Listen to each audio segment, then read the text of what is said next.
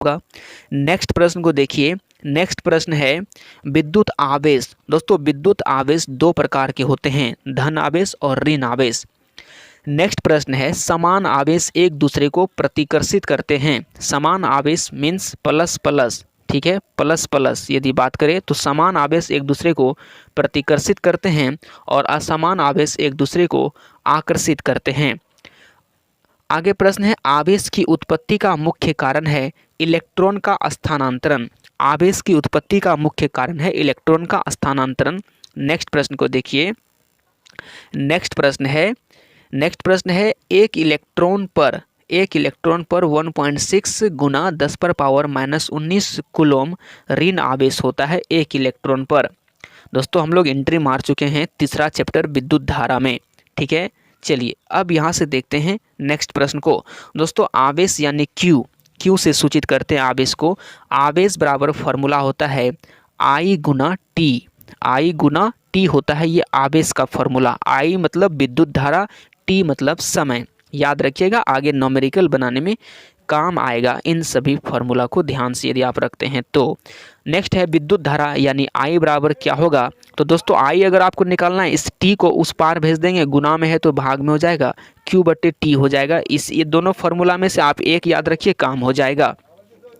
Next प्रश्न है 1 ampere बराबर होता है 1 कूलम प्रति सेकेंड, 1 कूलम प्रति सेकेंड। नेक्स्ट है विभवांतर भी बराबर फॉर्मूला होता है W/Q। W से हो गया आपका वर्क कार्य और Q से हो गया आपका आवेश। वैसे भी बराबर IR भी होता है ओम के नियम से, आगे बताएंगे। 1 वोल्ट बराबर होता है 1 जूल प्रति कूलम। 1 वोल्ट बराबर होता है 1 जूल प्रति कूलम। और प्रतिरोध यानी R बराबर होता है V/I। यहीं से आपका होता है V/IR भी। चलिए अब देखते हैं नेक्स्ट प्रश्न को। दोस्तों नेक्स्ट प्रश्न है शक्ति यानी P बराबर फॉर्मूला होता है W/T यानी कार्य बटे समय।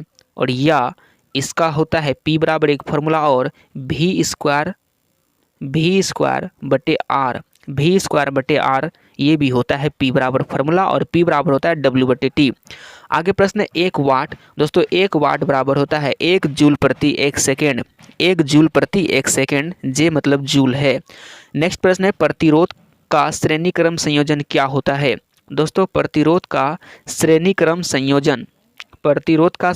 संयोजन होता है, याद रखिएगा, श्रेणीक्रम में होगा R1 + R2 + R3, R1 + R2 + R3।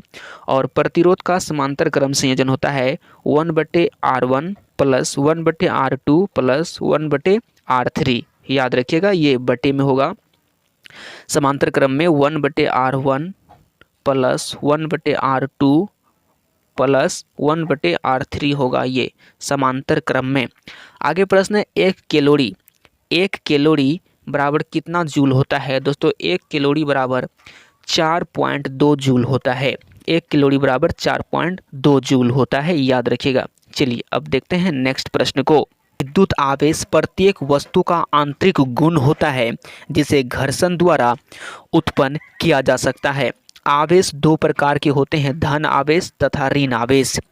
आवेश का SI मात्रक कूलम होता है। आवेश का SI मात्रक कूलम होता है। गति के लिए मुक्त धन आवेश उच्च विभव से निम्न विभव की ओर जाती है। उच्च विभव से निम्न विभव की ओर जाती है और ऋणावेश निम्न विभव से उच्च विभव की ओर जाती है, याद रखिएगा। आवेश की उत्पत्ति का मुख्य कारण है इलेक्ट्रॉन का स्थानांतरण। नेक्स्ट पॉइंट है एक इलेक्ट्रॉन पर 1.6 गुना 10⁻⁻19 कूलम ऋण आवेश रहता है। आगे प्रश्न है एकांक धनावेश को अनंत से विद्युत क्षेत्र में किसी बिंदु तक लाने में किए गए कार्य को उस बिंदु पर विभव कहते हैं। विभव का SI मात्रक वोल्ट होता है। विभव का SI मात्रक वोल्ट होता है, याद रखिएगा इस पॉइंट को। चलिए देखते हैं अब नेक्स्ट पॉइंट को। देखिए नेक्स्ट पॉइंट है पृथ्वी का विभव शून्य माना जाता है। पृथ्वी का जो विभव है उसे शून्य माना जाता है। नेक्स्ट पॉइंट को देखिए। नेक्स्ट पॉइंट है दो विभव के बीच के अंतर को विभवांतर कहते हैं। दो विभव के बीच के अंतर को विभवांतर कहते हैं। इसका एसआई मात्रक वोल्ट होता है। इसे वोल्ट मीटर से मापा जाता है। नेक्स्ट पॉइंट है विभवांतर के अधीन आवेश के प्रभाव को विद्युत धारा कहते हैं और इसका एसआई मात्रक एम्पियर होता है। इसे ए मीटर से मापा जाता है। यानी विद्युत धारा का एसआई मात्रक एम्पियर होता है और इसे ए मीटर से मापा जाता है। नेक्स्ट प्रश्न है प्रतिरोध का एसआई मात्रक। दोस्तों प्रतिरोध का एसआई मात्रक ओम होता है। ओम के नियम में चालक का ताप अचर रहता है। ओम के नियम में चालक का ताप अचर रहता है। ओम के नियम के अनुसार V बराबर आई आर होता है। V बराबर आई आर होता है। नेक्स्ट पॉइंट को देखिए दोस्तों। नेक्स्ट पॉइंट है ए मीटर को श्रेणी क्रम में तथा वोल्ट मीटर को समांतर क्रम में जोड़ा जाता है। ए मीटर को श्रेणी क्रम में तथा वोल्ट मीटर को समांतर क्रम में जोड़ा जाता है।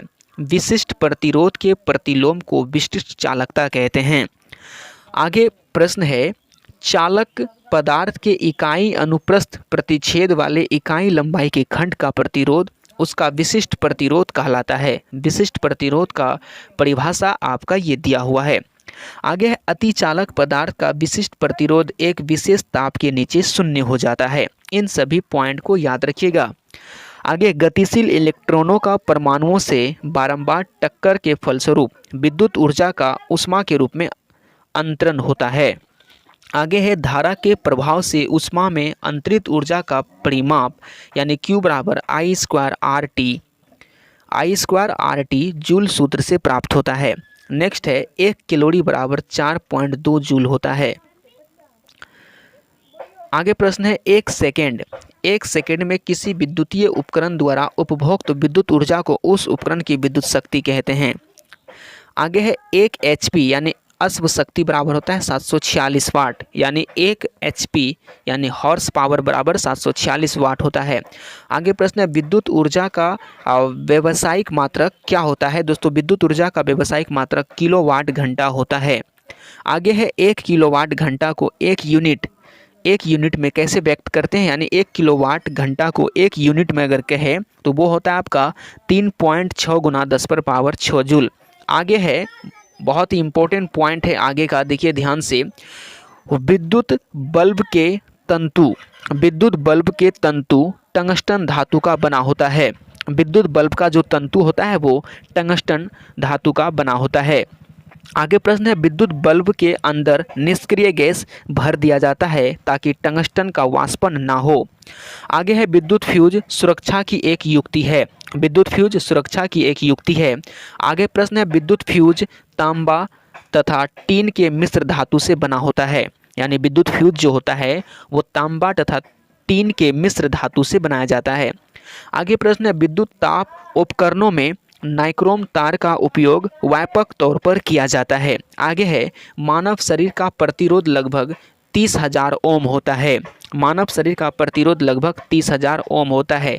चलिए अब देखते हैं इसके सभी ऑब्जेक्टिव प्रश्न को। इस चैप्टर से जितने भी ऑब्जेक्टिव प्रश्न बनते हैं देखिए।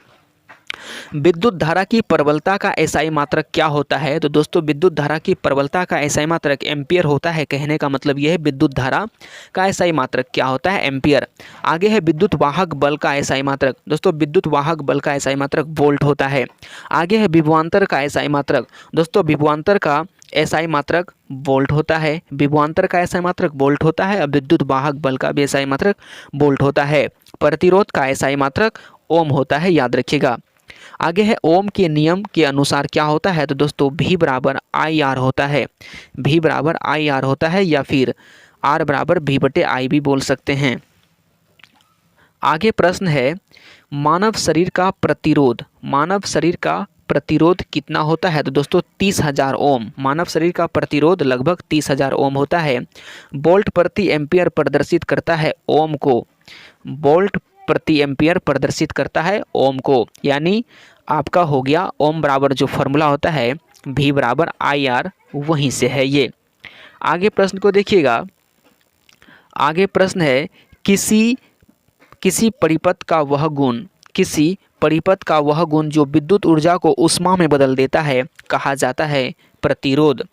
आगे प्रश्न है 10 वाट से 220 वोल्ट के विद्युत बल्ब के तंतु का प्रतिरोध क्या होगा। दोस्तों प्रतिरोध यहाँ पे पूछा गया है, तो दोस्तों इसका सही जवाब हो जाता है आपका 484 ओम। इसका फॉर्मूला क्या होता है दोस्तों प्रतिरोध निकालने का यहाँ पे, तो आर बराबर होता है आपका वी स्क्वायर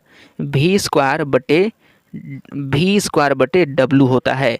वी स्क्वायर यानी वी है 220 का यदि आप स्क्वायर करेंगे तो ये हो जाएगा आपका 48400 हो जाएगा, और बटे में डब्लू का मान कितना 100 रखने से ये 00 से 00 कट जाएगा तो बचेगा 484। तो दोस्तों उम्मीद करते हैं आप समझ गए होंगे। नेक्स्ट प्रश्न को देखिए। नेक्स्ट प्रश्न है किसी विद्युत बल्ब पर 220 वोल्ट तथा 100 वाट अंकित है, जब इसे 110 वोल्ट पर प्रचालित करते हैं तब इसके द्वारा उपभुक्त शक्ति कितनी होगी। तो दोस्तों इसका आंसर होगा 25 वाट। आगे देखिए शक्ति कितनी होगी 25 वाट, और शक्ति का ऐसा ही मात्रक वाट होता है।